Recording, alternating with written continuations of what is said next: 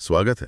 आज हमारे सामने ना भारत में क्लिनिकल रिसर्च में पीएचडी के लिए मतलब 2025 की एक प्रवेश परीक्षा की तैयारी वाली सामग्री है। हाँ। अब देखिए, हमारा इरादा यहाँ कोई कोचिंग क्लास चलाना नहीं है। हाँ, बिल्कुल। हम तो बस ये देख रहे हैं कि इस सामग्री में क्या कहते हैं, ज्ञान के मोती क्या छिपे हैं। ये नोट्स और सवाल हमें ना क्लिनिकल रिसर्च की एक पूरी दुनिया दिखाते हैं। इसके तरीके, आंकड़े, नैतिकता, नियम और खास तौर पर भारत में क्या नया चल रहा है। तो चलिए जरा इसमें गहराई से उतरते हैं, देखते हैं क्या कुछ मिलता है। बिल्कुल। और ये देखना काफी दिलचस्प है कि इस तरह के स्पेशलाइज्ड फील्ड में मतलब क्लिनिकल रिसर्च पीएचडी के लिए किस लेवल की जानकारी चाहिए होती है। हाँ। और वो भी खासकर भारत के संदर्भ में, जहां अपने नियम कायदे हैं और पिछले कुछ सालों में काफी तेजी से बदलाव भी हुए हैं। ये सिर्फ किताबी बातें नहीं है, ये समझना है कि भाई नई दवा, नया इलाज लैब से निकलकर लोगों तक सेफली और इफेक्टिवली पहुंचता कैसे है। सही कहा। तो शुरुआत करते हैं एकदम बेसिक से, रिसर्च की बुनियाद। इन नोट्स में एक सवाल है, नल हाइपोथेसिस पर शून्य परिकल्पना। ये सुनने में थोड़ा अजीब लगता है ना, कि हम शुरू ही यहां से कर रहे हैं कि कोई फर्क है ही नहीं। हाँ, लगता तो है। पहली बार में थोड़ा उल्टा लगता है, लेकिन असल में यही वैज्ञानिक तरीके की निष्पक्षता की जड़ है। अच्छा। देखिए, हम सीधे ये साबित करने नहीं निकलते कि हमारी दवा काम करती है। हम कोशिश करते हैं ये साबित करने की कि ये जो सोच है कि दवा और प्लेसिबो में कोई अंतर नहीं है, ये सोच गलत है। अगर हम इस कोई अंतर नहीं वाली बात को खारिज कर देते हैं, तब हम कहते हैं कि हाँ, शायद कोई असर है। ये हमें अपनी उम्मीदों से नतीजों को बचाने में मदद करता है।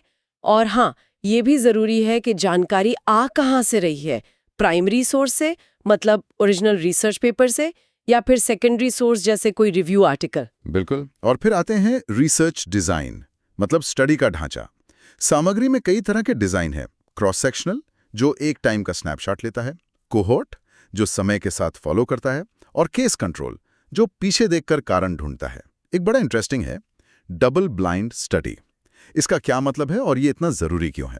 हाँ, डबल ब्लाइंडिंग तो क्लिनिकल ट्रायल्स में बायस मतलब पक्षपात कम करने का गोल्ड स्टैंडर्ड माना जाता है। इसमें ना तो पार्टिसिपेंट को पता होता है कि उसे असली दवा मिल रही है या नकली मतलब प्लेसिबो, और ना ही डॉक्टर या रिसर्चर को। अच्छा, दोनों को ही नहीं पता? जी हाँ, दोनों को नहीं। सोचिए, अगर डॉक्टर को पता हो कि मरीज को नई दवा मिल रही है, तो हो सकता है वो अनजाने में ही उसकी हालत को बेहतर मान ले। हाँ, हो सकता है। और अगर मरीज को पता हो तो उसका भरोसा ही उसके लक्षणों पर असर डाल सकता है। डबल ब्लाइंडिंग इन सब चीजों के असर को कम करता है, ताकि नतीजा सिर्फ दवा का असर दिखाए, हमारी उम्मीदों का नहीं। सही।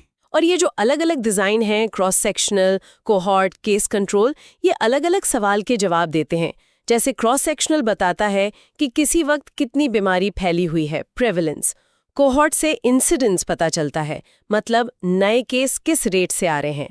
और हाँ, रिलायबिलिटी और वैलिडिटी तो खैर किसी भी रिसर्च टूल के लिए जरूरी है ही, मतलब नतीजे कंसिस्टेंट हों और सही चीज माप रहे हों। चलिए अब डिजाइन से आगे बढ़कर आंकड़ों की दुनिया में चलते हैं। बायोस्टैटिस्टिक्स। सामग्री में पी वैल्यू का काफी जिक्र है। हम अक्सर पढ़ते हैं p.05 और मान लेते हैं कि नतीजा सिग्निफिकेंट है। पर क्या इसका मतलब हमेशा यही होता है कि खोज बहुत बड़ी है या मरीज के लिए फायदेमंद है? ये p0.05 क्या बला है असल में? ये एक बहुत ही कॉमन गलतफहमी है और काफी सीरियस भी। p.05 का टेक्निकल मतलब सिर्फ इतना है कि अगर असल में कोई असर नहीं होता, मतलब नल हाइपोथेसिस सच होती, तो भी जो नतीजे हमें मिले हैं या उनसे भी ज्यादा एक्सट्रीम नतीजे, सिर्फ चांद से मिलने की संभावना 5% से कम है। ओके, तो ये सिर्फ संभावना बता रहा है? हाँ, ये सिर्फ स्टैटिस्टिकल सिग्निफिकेंस बताता है। ये बिल्कुल नहीं बताता कि असर कितना बड़ा है या वो मरीज के लिए कितना मायने रखता है, जिसे क्लिनिकल सिग्निफिकेंस कहते हैं।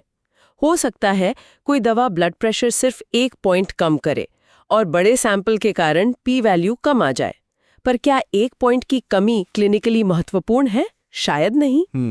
बात तो है। इसीलिए सिर्फ पी वैल्यू देखना काफी नहीं, हमें इफेक्ट साइज देखना चाहिए और कॉन्फिडेंस इंटरवल देखना चाहिए।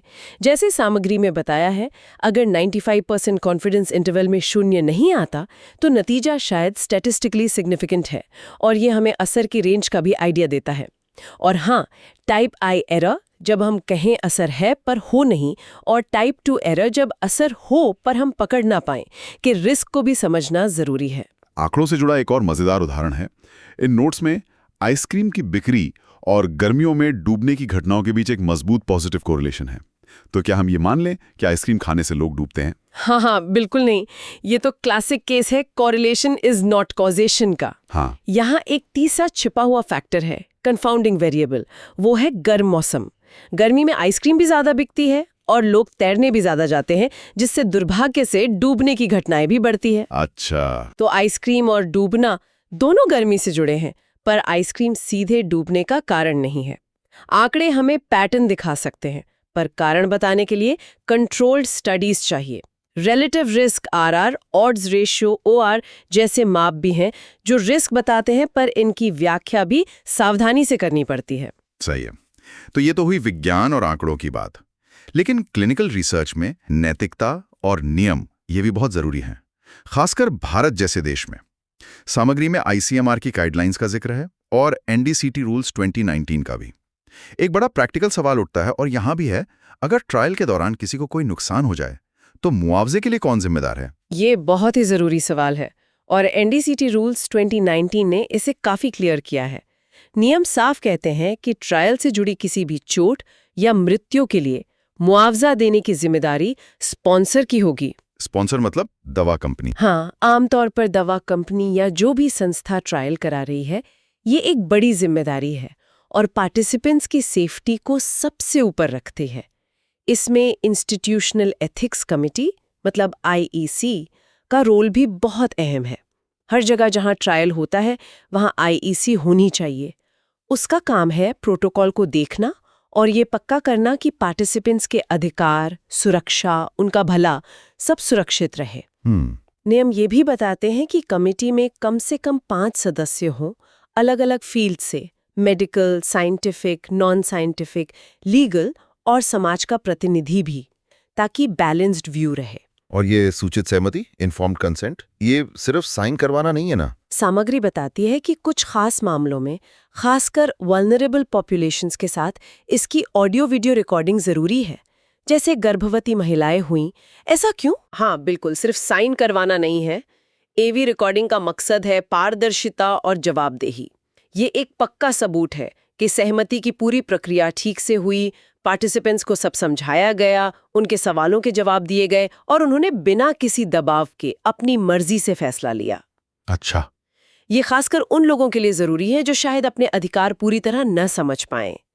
और फिर गुड क्लिनिकल प्रैक्टिस जीसीपी है। ये अंतर्राष्ट्रीय मानक हैं जिनका पालन भारत में भी जरूरी है। ये ट्रायल के हर पहलू में क्वालिटी और नैतिकता सुनिश्चित करते हैं। हाल के कुछ रेगुलेटरी बदलावों की भी बात है, जैसे कुछ बेबी स्टडीज के अप्रूवल को आसान बनाने का प्रस्ताव और जेनेरिक दवाओं के लिए अलग डेटा चाहिए या नहीं, इस पर भी बहस है। इनका क्या मतलब है? ये बदलाव शायद भारत को क्लिनिकल रिसर्च का ग्लोबल हब बनाने की कोशिशों का हिस्सा है। बेबी स्टडीज देखते हैं कि जेनेरिक दवा ओरिजिनल की तरह ही काम करती है या नहीं। प्रक्रिया सरल होने से जेनेरिक दवाएं जल्दी आ सकती हैं। वहीं सब्सिक्वेंट न्यू ड्रग्स के लिए अलग डेटा की जरूरत पर विचार शायद इनोवेशन को बढ़ावा देने के लिए है, ताकि असली नई खोजों पर फोकस हो। पर हाँ, इन पर अलग अलग राय हैं और बैलेंस बनाना जरूरी है। प्रोसेस आसान हो, इनोवेशन भी बढ़े, पर सेफ्टी और क्वालिटी से समझौता न हो। चलिए अब उस पूरी यात्रा को देखते हैं जो एक दवा लैब से मरीज तक तय करती है। क्लिनिकल ट्रायल के अलग अलग फेज होते हैं। सामग्री में है कि फेज 1 स्वस्थ लोगों पर सेफ्टी और डोज के लिए होता है, फेज 3 बहुत बड़ा होता है। ये क्रम क्या है और क्यों? बिल्कुल, ये एक लॉजिकल सीक्वेंस में चलते हैं। फेज आई, जैसा आपने कहा, छोटे ग्रुप में 20 से 80 लोग, वो भी स्वस्थ वॉलंटियर्स। फोकस सेफ्टी, टॉलरेबिलिटी पर और दवा शरीर में कैसे काम करती है, मतलब फार्माकोकाइनेटिक्स। पीके शरीर दवा के साथ क्या करता है, सही डोज रेंज भी पता चलती है। फेज 2 पहली बार मरीजों के छोटे ग्रुप 100 से 300 में टेस्ट। फोकस क्या दवा काम करती है, एफिकेसी, साइड इफेक्ट्स क्या है, डोज को और ठीक किया जाता है। फेज 3 ये सबसे बड़ा और महंगा फेज है। हजारों मरीज होते हैं कई देशों में भी। मकसद बड़े पैमाने पर दवा की इफेक्टिवनेस कंफर्म करना, मौजूदा इलाजों से तुलना करना और रेयर साइड इफेक्ट्स पता करना। ये सफल हो तो मंजूरी के लिए अप्लाई करते हैं। फेज 4 ये दवा के मार्केट में आने के बाद होता है। पोस्ट मार्केटिंग सर्विलेंस, इसमें दवा के लॉन्ग टर्म असर अलग अलग तरह के मरीजों में कैसा काम करिए ये सब देखते हैं। अच्छा। और इस पूरी प्रोसेस में फार्माकोडायनामिक्स पीडी मतलब दवा शरीर पर क्या असर डालती है ये समझना भी उतना ही जरूरी है। और फार्माकोविजिलेंस मतलब दवा की सेफ्टी पर लगातार नजर रखना, ये तो चलता ही रहता है। कोई भी सीरियस एडवर्स इवेंट SAE जैसे मृत्यु या हॉस्पिटलाइजेशन, उसकी तुरंत रिपोर्टिंग करनी होती है। आजकल CROs और EDC जैसे शब्द भी खूब सुनते हैं, कॉन्ट्रैक्ट रिसर्च ऑर्गेनाइजेशन और इलेक्ट्रॉनिक डेटा कैप्चर। ये क्या करते हैं? हाँ, ये आजकल बहुत कॉमन है। CROs वो कंपनियां हैं जिन्हें दवा कंपनियां ट्रायल का काम आउटसोर्स करती हैं, मॉनिटरिंग, डेटा मैनेजमेंट, एनालिसिस वगैरह। इससे एक्सपर्ट हेल्प मिलती है। ओके। और EDC सिस्टम्स ने कागज वाले CRF की जगह ले ली है। रिसर्चर्स सीधे कंप्यूटर या टैबलेट पर डेटा डालते हैं। इससे गलतियां कम होती हैं, डेटा जल्दी मिलता है, एनालिसिस तेज होता है। एक और चीज़ है सोर्स डेटा वेरिफिकेशन SDV, जहां मॉनिटर चेक करते हैं कि EDC का डेटा ओरिजिनल मेडिकल रिकॉर्ड से मैच करता है या नहीं। ये सब मिलकर ट्रायल की क्वालिटी और स्पीड बढ़ाते हैं। थोड़ा और डीप जाएं तो क्लिनिकल रिसर्च की जड़ में बायोलॉजी की समझ भी है। नोट्स में सेंट्रल डोग्मा, एंजाइम और CRISPR-Cas9 का भी जिक्र है। इनका क्या कनेक्शन है? ये बेसिक प्रिंसिपल समझना जरूरी है क्योंकि यही बताते हैं कि शरीर और बीमारियां मॉलिक्यूलर लेवल पर कैसे काम करते हैं और दवाएं कैसे असर कर सकती हैं। सेंट्रल डोग्मा DNA से RNA से प्रोटीन बताता है कि जेनेटिक जानकारी प्रोटीन में कैसे बदलती है, जो सारे काम करते हैं। एंजाइम रिएक्शन करवाते हैं। कई दवाएं इन्हीं को टारगेट करती हैं। CRISPR-Cas9 जैसी जीन एडिटिंग तकनीकें भविष्य में जेनेटिक बीमारियों के इलाज का रास्ता खोल सकती हैं। एंटीबायोटिक रेजिस्टेंस भी मॉलिक्यूलर बायोलॉजी से जुड़ा है। बैक्टीरिया कैसे बदल जाते हैं, तो क्लिनिकल रिसर्च की जड़ें बायोलॉजी में ही हैं। बिल्कुल। अब आते हैं सबसे ताज़ा और रोमांचक हिस्से पर। भारत में क्या चल रहा है? सामग्री में NTB ट्रायल का जिक्र है। इसने MDR-TB के इलाज में क्या फर्क डाला? NTB ट्रायल बहुत बड़ा कदम था। MDR-TB का इलाज पहले बहुत लंबा, मुश्किल, इंजेक्शन वाला होता था। हाँ, सुना है। NTB ने दिखाया कि 9 महीने की सिर्फ गोलियों वाली ऑल ओरल दवाएं भी उतनी ही असरदार हो सकती हैं। ये नॉन इन्फीरियॉरिटी ट्रायल था, मतलब नया इलाज पुराने से बदतर नहीं है, पर फायदे ज्यादा हैं। इसने ग्लोबल गाइडलाइंस बदल दी और NTB-Q ने तो और भी मुश्किल प्री-XDR-TB पर फोकस किया। और फिर डेंगुओल, भारत की अपनी डेंगू वैक्सीन, ये तो बहुत बड़ी बात लगती है आत्मनिर्भर भारत के नजरिए से भी। बिल्कुल। डेंगुओल वैक्सीन ICMR और पेनेशिया बायोटेक की पार्टनरशिप का नतीजा है। ICMR ने शुरुआती रिसर्च दी, पेनेशिया ने वैक्सीन बनाई। अभी फेज 3 ट्रायल्स में है। अगर सफल होती है तो ये भारत की अपनी क्षमता का बड़ा सबूत होगी। सही है।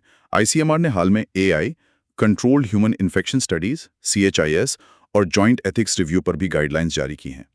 AI में ये ह्यूमन इन द लूप क्या है और CHIS इतना सेंसिटिव क्यों है? हाँ, ये गाइडलाइंस दिखाती हैं कि भारत नई टेक्नोलॉजी और रिसर्च के तरीकों को अपना रहा है, पर सावधानी से। AI में HITL का मतलब है कि मशीन मदद करेगी, पर आखिरी फैसला इंसान का होगा। अच्छा। और CHIS, जिन्हें ह्यूमन चैलेंज स्टडीज भी कहते हैं, वो नैतिक रूप से जटिल है क्योंकि इसमें स्वस्थ लोगों को जानबूझकर इन्फेक्शन दिया जाता है कंट्रोल्ड माहौल में। क्या जानबूझकर? हाँ, ताकि बीमारी कैसे शुरू होती है, कैसे बढ़ती है, वैक्सीन या दवा का असर क्या है, ये बहुत बारीकी से स्टडी कर सकें। इनसे जानकारी जल्दी मिलती है, पर सेफ्टी और सहमति पर बहुत ज्यादा ध्यान देना होता है। और ये जॉइंट एथिक्स रिव्यू, इसका क्या फायदा? भारत में बड़े ट्रायल अक्सर कई सेंटर्स पर होते हैं। पहले हर सेंटर अपनी कमेटी से अलग अप्रूवल लेता था, जिसमें बहुत टाइम लगता था। जॉइंट रिव्यू का मतलब है कि एक ही कमेटी पूरे ट्रायल को देख सकती है। इससे प्रोसेस तेज होगा, एक रूपता आएगी, बिना नैतिकता से समझौता किए। ये सब कदम AI, CHIS, जॉइंट रिव्यू, साथ में decentralised trials DCTS, real world evidence RWE, ये सब दिखा रहे हैं कि भारत क्लिनिकल रिसर्च को मॉडर्न और एफिशिएंट बना रहा है। तो इस सारी सामग्री को देखकर इस साफ है कि क्लिनिकल रिसर्च सिर्फ साइंस और स्टैट्स नहीं है। इसमें नैतिकता, नियम और मरीजों की सुरक्षा सबसे ऊपर है। और भारत इस फील्ड में तेजी से आगे बढ़ रहा है, नई तकनीकें अपना रहा है। उम्मीद है इस चर्चा से इस कॉम्प्लेक्स फील्ड की थोड़ी बेहतर तस्वीर बनी होगी। और आखिर में सोचने के लिए एक सवाल, जैसे जैसे हम तेज अप्रूवल, एआई, डीसीटीज और स्वदेशी इनोवेशन की तरफ बढ़ रहे हैं, इस रफ्तार में हम ये कैसे पक्का करें कि रोगी सुरक्षा, डेटा की सच्चाई और नैतिक सिद्धांत हमेशा सबसे आगे रहें, पीछे ना छूट जाएं। शायद यही संतुलन साधना आने वाले वक्त की सबसे बड़ी चुनौती और मौका होगा।